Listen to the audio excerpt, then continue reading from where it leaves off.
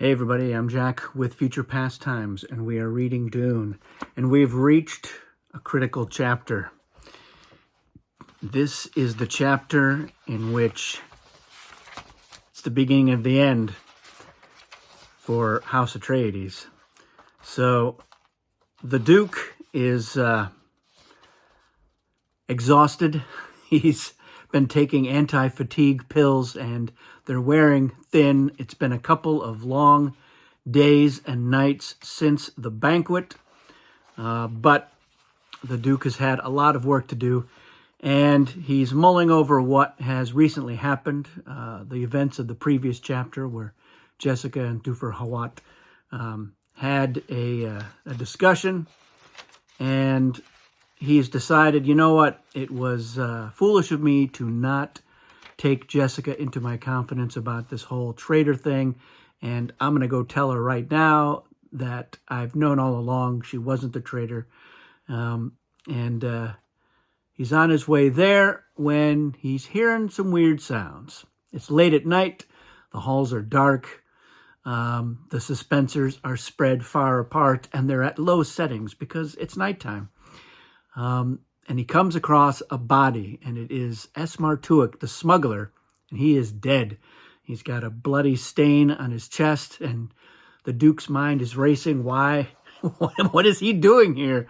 And then he kind of recalls there was a reason why he was invited to the dinner party, and it was to make connections because they may need Tuek's fast ships to escape. So that thought has crossed his mind, but he's still hearing this weird sound, a mewling sound, and he ventures forth. And he's got a knife out, and his hand keeps hovering by his shield activator, but he doesn't turn it on because when the shield is on, it makes it harder to hear, and it slows your movements a little bit. So he's like, no, I'm not turning it on. And then he finds Shout-Out Mapes, and she also has been stabbed and is at death's door, and she's trying to give him a message and to let him know that Tuek was supposed to get Jessica and them out of there, but it's too late for that. And before the Duke can do anything, he sees Yui, and he realizes he's been shot with a dart. Just as he was about to turn that shield on, too late. He feels that the paralysis hits him instantly. So really, he doesn't feel, and he can barely talk. He slumps to the floor, and Yui comes over and lets him know, yeah, I'm the traitor, but I have my reasons. And he alludes to it, but he doesn't really go into it. He lets the Duke know that he really desperately wants to kill the Baron, but that he knows he's not going to have the opportunity to do it, but Duke Leto will. And he explains to the Duke as carefully as he can that he's going to pop out a tooth that he actually replaced for the Duke previously, and put in a new tooth that is filled with poison gas. And he has asked the Duke to bite down on this tooth when he's in the Baron's presence, exhale, and the poison gas should kill the Baron. And the Duke is like, no way, I refuse. But Yui says, you can't refuse because I'm actually going to do you a favor here. I'm going to save Paul and Jessica. He takes the Duke's signet ring and explains he'll give it to Paul, and he's going to deliver them to the people who hate the Harkonnens as much as anybody. And we're made to understand that that's the Fremen. It's the Fremen who he's going to try to get them to. And over again, Yui keeps reiterating, don't forget that you have this tooth. Remember the tooth. So that's what happens in this chapter. It's short, but very impactful. The traitor has struck. The Duke is caught. Yui says, you were already dead, but you can do this one last thing before you go. So a really critical chapter. And of course, this chapter has been in every adaptation, and it's pretty fabulous in all of them, I think. Not quite the same, but certainly very similar.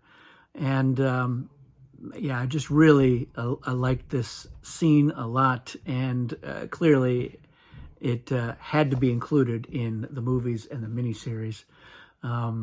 And I like that it really hasn't been changed in any of them. It's pretty much right out of the book. Of course, Tuick wasn't in in this scene in any adaptation.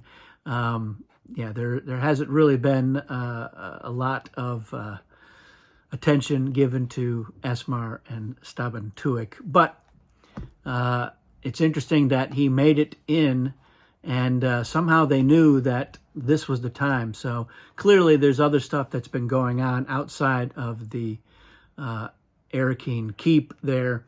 The attack is imminent, and we'll certainly get to that.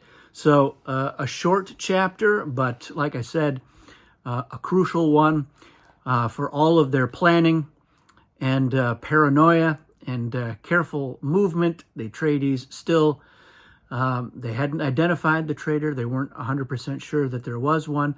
They all seemed to be convinced, however, that it couldn't be Yui.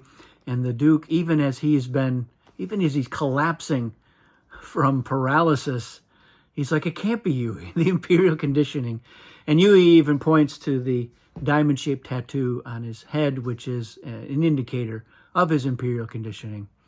That he's like, yeah, sorry, that was not 100% guarantee of loyalty, like it should be, but a sad moment. And Yui, a tragic figure, to be sure, but I don't know, I kind of feel like he probably would have been better off confiding in the Duke and the Atreides and saying, look, I've been compromised. They have my wife. She might be dead. They might be torturing her. There might be a chance. I think he would have been better off. The Atreides could have mounted some kind of a rescue or infiltration. Who knows? They could have done something about it.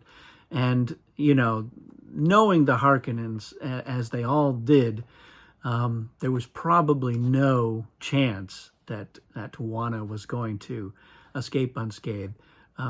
She was probably already dead at this point. But, love makes you do crazy things. And Dr. Yui clearly loved his wife, but to no avail. So there you have it. Let me know if you have any questions. Let me know your thoughts on this chapter. I think it's a great one. Very short, right to the point. Lots of great action. More action to come. Thanks for watching. We'll see you again soon.